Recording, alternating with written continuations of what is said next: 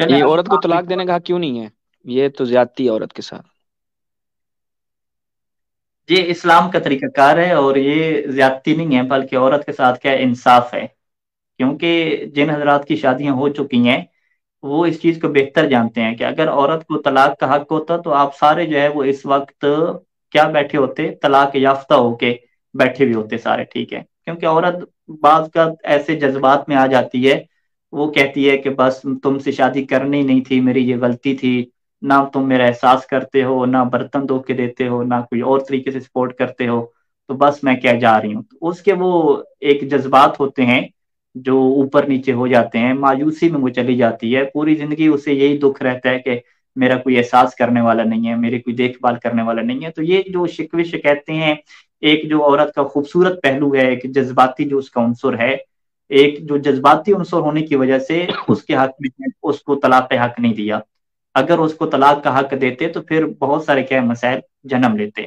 مرد کے پاس چونکہ یہ جذباتی عنصر کم ہوتا ہے تو اس وجہ سے، لیکن جب مرد کو بھی طلاق کا حق دیا تو اس کی بھی اتنی زیادہ شرائط رکھ دی کہ وہ بھی آپ کہیں گے کہ بھئی یہ کیا عجیب سسٹم بن گیا۔ تقریباً کیا فقہ میں 11 شرائط اس کی کیا ہمیں ملتی ہیں کہ جب مرد بھی طلاق دے گا تو یہ 11 شرائط ہوں گی، یعنی اگر ابھی بیوی سے جماع کیا ہے تو وہ اس کو جو ہے وہ نہیں دے سکتا طلاق، وہ انتظار کرے جب دوبارہ خون حیض آئے گا، خاتون پاک ہوگی، پھر اس نے جماع نہیں کرنا، اس نے طلاق دینی ہے۔ اچھا جب وہ طلاق دے گا پھر قرآن کا یہ حکم ہے کہ بیوی کو گھر سے باہر بھی نہیں نکال سکتا، وہ گھر کے اندر رہے گی، گھر کے اندر رہے گی، شوہر اس کا خرچہ بھی اٹھائے گا، سارا کچھ، وہ سارے بیوی والے احکام ہوں گے۔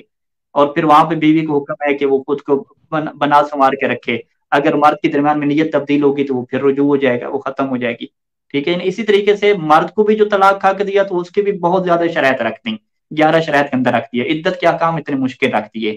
اسی وجہ سے ہمارے مذہب میں طلاق بڑی مشکل ہے، اتنی آسانی سے طلاق نہیں ہوتی، عورت کو تو کیا اس کا حق ہی نہیں دیا طلاق کا۔ ہاں بعض آپ کہیں کہ کیس ایسے آتے ہیں کہ جس میں مرد جو ہے وہ طلاق نہیں دے رہا، عورت کے اوپر ظلم کر رہا ہے، اور ادھر سے عورت اسے کہتی ہے طلاق تو وہ نہیں دیتا، تو یہ وہ ایک اسپیشل کیس ہوتا ہے کہ اس میں بھی پھر جو قاضی ہوتا ہے، فقیہ جامع شرائط ہوتا ہے، وہ مرد کو کچھ وارننگ دینے کے بعد عورت کو کیا ہے اس ظلم سے کیا دیتا ہے، نجات دے دیتا ہے۔ اگر نہ کامن کیس میں سب کو عورتوں کو طلاق حق دے دیے تو یہ نہیں ہوتا۔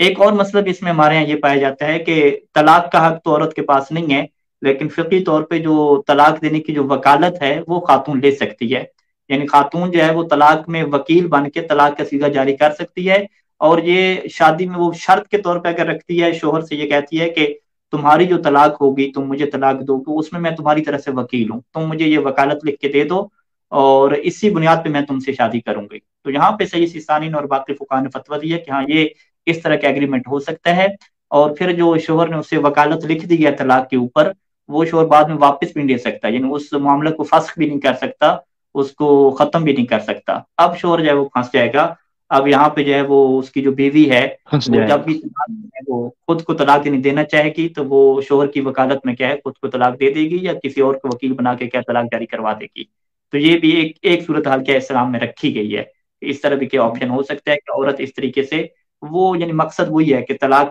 کا جو آپشن ہے وہ اپنے ہاتھ میں بھی کیا لے سکتی ہے۔